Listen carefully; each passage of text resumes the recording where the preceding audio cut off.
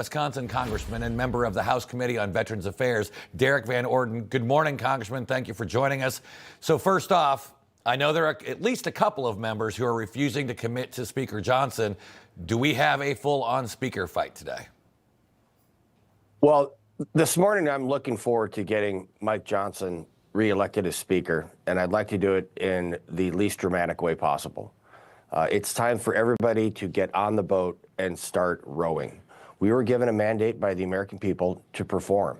So we have a very aggressive agenda that needs to be executed. In order to do so, we have to have a speaker. So I want to see this done sooner rather than later today.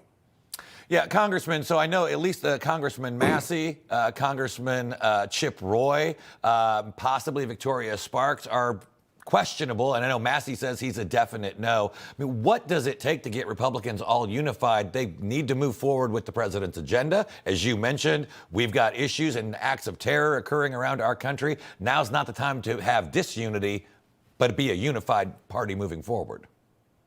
That's absolutely correct. It's time for everybody to put aside any type of petty differences they might have, understand that we are a Republican conference, and that we collectively were given a mandate by the American people. And it wasn't a mandate to come up here and be a cast member on a reality television show. It was to come up here and to govern. So President Trump is the leader of the Republican Party now. He is the captain. He called the ball, and it's time for us to remember that we're part of a team. So everybody has to function as a single unit. We have a very slim majority. And if we do this collectively, we're going to carry out the mandate that the American people gave us. And I'm really excited to get going in this Congress. And I believe that my friends in the Freedom Caucus and some other folks are going to get on board and realize that this isn't about us as individuals. It's about us as a nation. Yeah, one of the things I've worried about, Congressman, is you've got some who I would say are the never yes coalition, and they never vote yes. And if they negotiate and are holding out to try to get key positions, such as rules, we may never get to yes on anything, even the president's agenda that he and many members were elected to enact just a few months ago. I don't think that's going to happen. I don't. I know that the vast majority of the people, the majority of the conference really want to govern. And I also know some of these other folks that you call the Never Yes Coalition, they also want to govern. They just have a different way that they want to get there than we do. So again, it's time for everybody to get on the boat and start rowing in a single direction.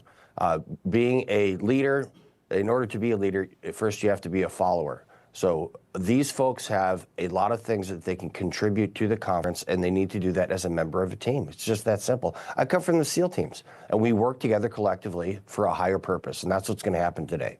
Yeah, so, Congressman, I want to shift to the attacks in New Orleans and what we saw happen in Las Vegas. Of course, the city's still grieving, mourning after an Army veteran drove through a crowd, killing 14, injuring more than 30. We then later see another former Army veteran who allegedly blew up the Cybertruck outside of the Trump International Hotel in Las Vegas. Do both of these tragedies, both happening by former men who served our country in uniform, really increase the need to focus on mental health in our military and in our veterans communities? There's a couple things that need to happen. First and foremost, the FBI's got to do their damn job. They have to quit chasing down Catholics who are worshiping God as they see fit. They have to stop going to school board meetings and chasing down parents that are questioning woke curriculum for their kids. The FBI is one of the most powerful intelligence agencies and the most powerful law enforcement agency that's ever existed in the history of the world, and they have to start enforcing the law, not political agendas. So first and foremost, FBI, do your job. Let's get Kash Patel in there to clean house. The second thing is, the second guy was a Army Special Forces soldier stationed at 10th Group, which is in Germany. The first one, I can see that's the classic radicalization that we've seen.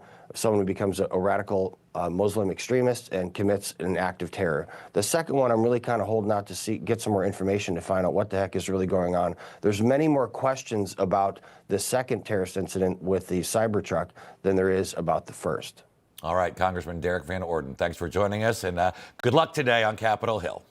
Thank you. Hopefully I won't need it. Information. Truth is freedom. Is Newsmax. It's real news for real people.